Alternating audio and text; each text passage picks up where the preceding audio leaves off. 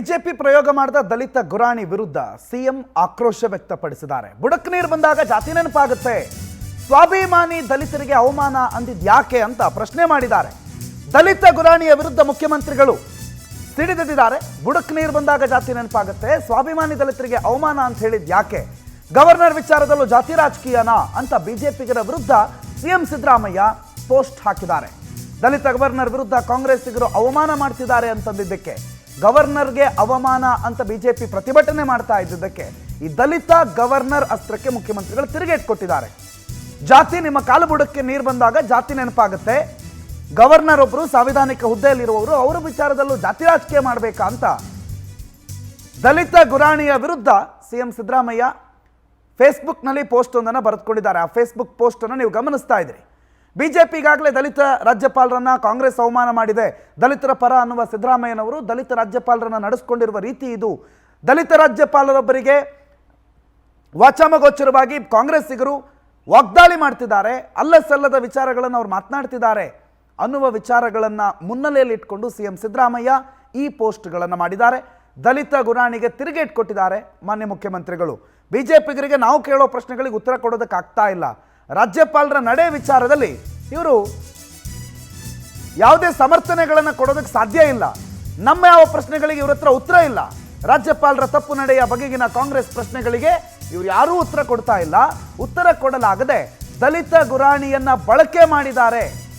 ಸ್ವಾಭಿಮಾನಿ ದಲಿತ ಸಮುದಾಯಕ್ಕೆ ಅವಮಾನ ಇದು ಅಂತ ಮುಖ್ಯಮಂತ್ರಿಗಳು ಹೇಳಿದ್ದಾರೆ. ಹಿಂದೂಗಳಲ್ಲಿ ಜಾತಿಯೇ ಇಲ್ಲ, ಧರ್ಮವೇ ಎಲ್ಲ ಉಪದೇಶಿಸುವ ಬಿಜೆಪಿಗೆ ಬುಡಕ್ ನೀರು ಬಂದಾಗ ಜಾತಿ ನೆನಪಾಗುತ್ತೆ, ಜಾತಿಯ ನೆಪ ಇಟ್ಕೊಂಡು ಬಿಜೆಪಿ ಮುಂದೆ ನಡೆಯುತ್ತೆ ಅಂತ ಬಿಜೆಪಿಯ ವಿರುದ್ಧ ಕಿಡಿಕಾರಿ ಸಿಎಂ ಸಿದ್ದರಾಮಯ್ಯ ಪೋಸ್ಟ್ ಮಾಡಿದ್ದಾರೆ. ಮೀಸಲಾತಿ ವಿರೋಧಿಸುವ ನೈತಿಕತೆ ಬಿಜೆಪಿಗೆ ಇಲ್ಲ ಅಂತಂದಿದ್ದಾರೆ. ದೃಶ್ಯಗಳನ್ನು ಗಮನಿಸ್ತಾ ಇದ್ರಿ. ಈ ಕಡೆ ಸ್ಕ್ರೀನ್ ಶಾಟ್, ಸಿದ್ದರಾಮಯ್ಯನವರ ಫೇಸ್ಬುಕ್ ಪೋಸ್ಟ್ನ ಸ್ಕ್ರೀನ್ ಶಾಟ್ ಅನ್ನು ನೋಡ್ತಾ ಇದ್ದೀರಿ. ದಲಿತ ಅಸ್ತ್ರ ಪ್ರಯೋಗ ಮಾಡೋದಕ್ಕೆ ಬಿಜೆಪಿ ಮುಂದಾಯಿತು. ಆ ದಲಿತ ಅಸ್ತ್ರಕ್ಕೆ ತಿರುಗೇಟ್ ಕೊಟ್ಟಿದ್ದಾರೆ ಮಾನ್ಯ ಮುಖ್ಯಮಂತ್ರಿಗಳು. ಮಾಹಿತಿ ಕೊಡ್ತಾರೆ ರೂಪೇಶ್, ನೇರ ಸಂಪರ್ಕದಲ್ಲಿ ಜಾಯ್ನ್ ಆಗಿದ್ದಾರೆ. ರೂಪೇಶ್, ದಲಿತ ಅಸ್ತ್ರವನ್ನ ಮುಖ್ಯಮಂತ್ರಿಗಳು ಎದುರಿಸಿರುವಂತ ರೀತಿ ಫೇಸ್ಬುಕ್ನಲ್ಲಿ ಪೋಸ್ಟ್ ಬರೆದುಕೊಂಡಿದ್ದಾರೆ. ಏನೇನು ವಿಚಾರಗಳ ಉಲ್ಲೇಖ ಆಗಿದೆ ಈ ಪೋಸ್ಟ್ನಲ್ಲಿ ರೂಪೇಶ್? ಪ್ರಣೋತ್, ಸಿಎಂ ಸಿದ್ದರಾಮಯ್ಯನವರು ಒಂದು ರೀತಿ ಖಡಕ್ ಆಗಿ ತಿರುಗೇಟನ್ನ ಬಿಜೆಪಿ ಕೊಟ್ಟಿದ್ದಾರೆ. ಇವತ್ತು ಯಾಕೆ ಕೊಟ್ಟರು ಅಂತ ಹೇಳಿದ್ರೆ, ಬಿಜೆಪಿ ಇವತ್ತು ಹೋರಾಟ ಮಾಡಿತ್ತು ಫ್ರೀಡಂ ಪಾರ್ಕ್ ಅಂದ್ರೆ ಸ್ವಾತಂತ್ರ್ಯ ಉದ್ಯಾನದಲ್ಲಿ ಒಂದು ಹೋರಾಟ ಮಾಡಿತ್ತು. ಹೋರಾಟದಕ್ಕೂ ಕೂಡ ಸಿಎಂ ಸಿದ್ದರಾಮಯ್ಯ ವಿರುದ್ಧ ಆಕ್ರೋಶಗೊಂಡಿತ್ತು. ಅದೇ ರೀತಿಯಾಗಿ ಬಿಜೆಪಿ ನಾಯಕರಿಂದ ಕಾಂಗ್ರೆಸ್ ಸಚಿವರುಗಳು, ಶಾಸಕರುಗಳು, ಅದೇ ರೀತಿಯಾಗಿ ಮುಖಂಡರುಗಳ ವಿರುದ್ಧವಾಗಿ ಒಂದಿಷ್ಟು ವಾಗ್ದಾಳಿಗಳು ನಡೆಸಿತ್ತು. ಏನಂತ ವಾಗ್ದಾಳಿ ನಡೆಸಿದ್ರು ಅಂತ ಹೇಳಿದ್ರೆ, ಇಲ್ಲಿ ಪ್ರಮುಖವಾಗಿ ಕಾಂಗ್ರೆಸ್ ನಾಯಕರುಗಳು ದಲಿತ ರಾಜ್ಯಪಾಲರನ್ನ ಒಂದು ಅರ್ಥದಲ್ಲಿ ಅವರಿಗೆ ಅವಹೇಳನ ಮಾಡೋದ ಕೆಲಸವನ್ನು ಮಾಡ್ತಾ ಇದ್ದಾರೆ. ಇದಕ್ಕೆ ಸಂಬಂಧಪಟ್ಟಂತೆ ನೇರವಾಗಿ ಸಿಎಂ ಸಿದ್ದರಾಮಯ್ಯ ರಾಜೀನಾಮೆ ಕೊಡಬೇಕು. ಅದೇ ರೀತಿಯಾಗಿ ಕಾಂಗ್ರೆಸ್ ಇರತಕ್ಕಂಥ ದಲಿತ ಜನಪ್ರತಿನಿಧಿಗಳು ಯಾವುದೂ ಕೂಡ ಖಂಡಿಸ್ತಾ ಇಲ್ಲ. ಹೀಗಾಗಿ ಅವರಾದ್ರೂ ಕೂಡ ರಾಜೀನಾಮೆ ಕೊಡಬೇಕು ಅಂತೇಳಿ ಆಗ್ರಹಿಸ್ತಾ ಇದ್ರು. ಹೀಗಾಗಿ ಇದಕ್ಕೆ ಸಿಎಂ ಸಿದ್ದರಾಮಯ್ಯ ಅವರು ಖಡಕ್ ಆಗಿ ತಿರುಗೇಟನ್ನು ಕೊಟ್ಟಿದ್ದಾರೆ. ಸಿಎಂ ಸಿದ್ದರಾಮಯ್ಯ ಪ್ರತಾಪಿಸಿದ ಅಂಶಗಳನ್ನ ಗಮನಿಸಬೇಕಾಗತ್ತೆ. ಯಾಕಂತ ಹೇಳಿದ್ರೆ, ಸಿಎಂ ಸಿದ್ದರಾಮಯ್ಯನವರು ಯಾವ ರೀತಿ ಅವರಿಗೆ ತಿರುಗೇಟನ್ನು ಕೊಟ್ಟರು ಅಂತ ಹೇಳಿದ್ರೆ, ಮೊದಲನೇದಾಗಿ ಒಂದಿಷ್ಟು ಪಾಯಿಂಟ್ಗಳನ್ನ ಮಾಡ್ತಾರೆ. ಯಾಕಂತ ಹೇಳಿದ್ರೆ, ಇಲ್ಲಿ ರಾಜ್ಯಪಾಲರು ದಲಿತರು ಅಂತ ಹೇಳಿ ಹೇಳ್ತೀರಿ, ಆದ್ರೆ ಬಿಜೆಪಿ ಏನ್ ಹೇಳುತ್ತೆ, ನಿಮ್ದು ಬಿಜೆಪಿ ಹೇಳ್ತಕ್ಕಂಥದ್ದು ಸ್ಪಷ್ಟ, ನಾವು ಯಾವುದೇ ರೀತಿಯಾಗಿರ್ತಕ್ಕಂಥ ಜಾತಿ ಇಲ್ಲ, ಧರ್ಮ ಒಂದೇ ಅಂತ ಹೇಳ್ತೀರಿ. ಸಂದರ್ಭ ಬಂದಾಗ ಮಾತ್ರ ನೀವು ಜಾತಿ ವಿಚಾರವನ್ನು ಮುನ್ನೆಲೆಗೆ ತರ್ತೀರಿ ಅಂತೇಳಿ ಒಂದು ವಾದವನ್ನು ಮಂಡನೆ ಮಾಡುತ್ತೆ. ಎರಡನೇದಾಗಿ, ರಾಜ್ಯಪಾಲರು ನೀವು ದಲಿತರು ಆ ರೀತಿಯಾಗಿ ಹೇಳ್ತಿದ್ದೀರಿ, ಅವಹೇಳನ ಮಾಡಿದ್ರು ಅಂತೀರಿ. ಆದ್ರೆ ಯಾಕೆ ರಾಜ್ಯಪಾಲರಿಗೆ ಅನ್ಯಾಯ ಮಾಡಿದ್ರಿ?